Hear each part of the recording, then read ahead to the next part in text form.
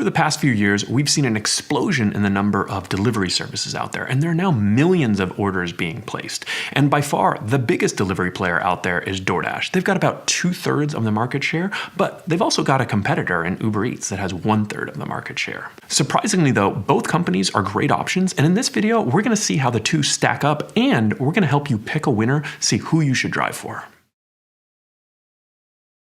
I'm Harry, I'm the founder at the Rideshare Guy, and let's start off talking a little bit about how DoorDash works. So DoorDash is a little different than other apps because they actually use a scheduling system. So during the busiest times, lunch, dinner, Sundays, holidays, when peak demand is out there, they actually ask Dashers to go out and reserve schedules ahead of time. So you can book those in advance. Let's talk about the order screen for DoorDash. They actually give you a lot of information about each order, where you're going, how much money you're gonna make, and how long the order might take, the restaurant it's coming from. The only thing they don't always give you that's been a big pain point for drivers is the tip amount. On really high tip orders, they sometimes hide the tips because they don't want drivers cherry picking the best orders.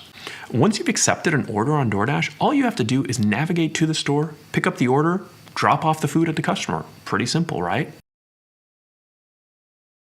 UberEats works very similar for pickup and drop-off, but there are a couple differences that you should be aware of. The main difference with UberEats is that there's no advanced scheduling. You can actually log in whenever and wherever you want on UberEats, and so there's no guarantee that you'll get orders, but if you're in a big city and you log in during busy times and busy places, there's a pretty good bet that you'll stay busy. One complaint that we do hear from UberEats drivers is that the order screen doesn't have as much detail. Sometimes they combine the pickup and the drop-off, so you might see a distance, but you don't know exactly how far the restaurant is or how far the customer is from the restaurant.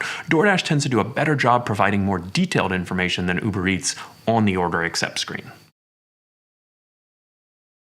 Let's talk about driver requirements now for food delivery services. One of the things that I love is that it's so easy to sign up, it's so easy to get started, and frankly, the requirements are pretty minimal. With DoorDash, you have to be 18, UberEats requires drivers to be 19 or older, you need a smartphone, you have to pass a background check, you need a bank account, and you need a driver's license. It's pretty simple, pretty minimal, and the other thing is you obviously need a vehicle to do these deliveries. Most drivers go out there with a car, but in cities like San Francisco and New York City, we've seen hundreds, if not thousands of drivers signing up using e-bikes. I know some people that even deliver with a friend's car or a family member or a spouse, right? There are a lot of alternatives and options when it comes to delivery.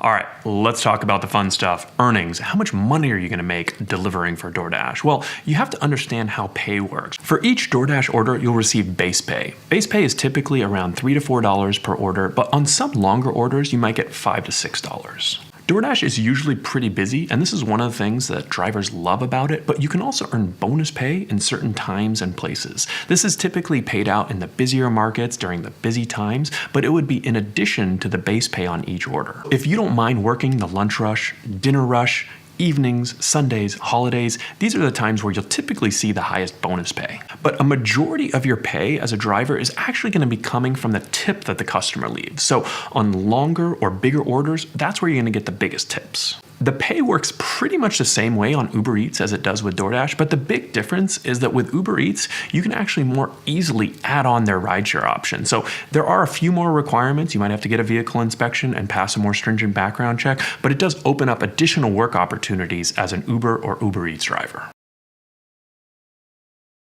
Let's talk about getting paid. Both companies pay weekly direct deposit, but they do have an instant pay option that's been really popular with drivers. And basically, you can pay a small fee, 50 cents on Uber or $2 on DoorDash, and you can cash out your money instantly at any time after a single job or a full day of driving. So this is something that drivers really love and you can take advantage of. And what's even cooler is if you sign up for Uber's debit card or DoorDash Direct card, you can actually cash out anytime with no fees whatsoever. Ultimately, both DoorDash and UberEats are great options, but if I had to pick one, I'd probably give the nod to DoorDash. You're gonna stay busier, you're gonna get more orders with DoorDash, and that means you're gonna make more money. And at the end of the day, that's really what drivers care most about. The nice thing though is that you're not limited to just DoorDash. You can always add UberEats, and by having two options, you can make more money.